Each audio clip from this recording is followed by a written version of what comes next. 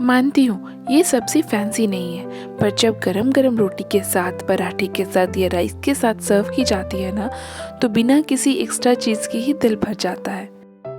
देखो, सबसे पहले क्या करना है कि मेथी को वॉश कर लेना है और चॉपर से बारीक चॉप्ड कर लेना है। उसके बाद 5 से 6 मीडियम साइज़ के आलू को पील कर लेंगे और इसे इस तरह से कट करके वॉश कर लेंगे।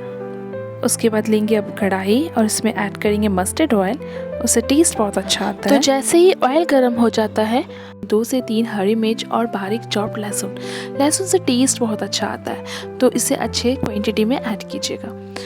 और इसके बाद मैंने यहाँ पास आलू भी ऐड कर लिया है। इसे 2 से 3 मिनट फ्राई करने के बाद, अरे हाँ, याद आया मुझे, यहाँ पास मैंने ज़ीरा तो ऐड किया ही नहीं, तो इसमें 1 टीस्पून आप ज़ीरा भी ऐड कर लीजिएगा।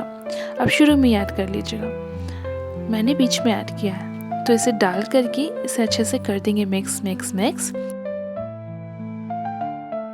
और अब बारी है सूखे मसालों की।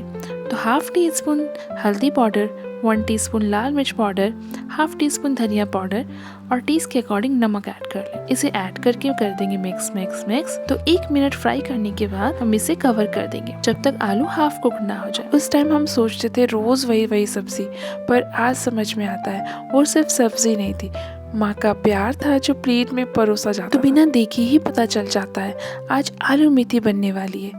मुझे याद है बचपन में जब ठंडी होती थी और हम स्कूल के लिए लेट हो रहे होते थे, तो मम्मा कहती थी जल्दी आओ ठंडी हो जाएगी। जैसे ही हाफ कुक्ड हो जाएगा, हम इसमें 1 कप मेथी ऐड कर लेंगे। इसे मिक्स कर देंगे और कवर कर देंगे जब तक आलू और मेथी अच्छी तरह से पक ना जाए। तो मैंने 5 मिनट के बाद ओपन करके देखा है, तो ये देखिए अभी अच्छी तरह से कुक नहीं हुए हैं आलू, तो इसे अगेन कवर कर देंगे 5 to 7 मिनट्स के लिए।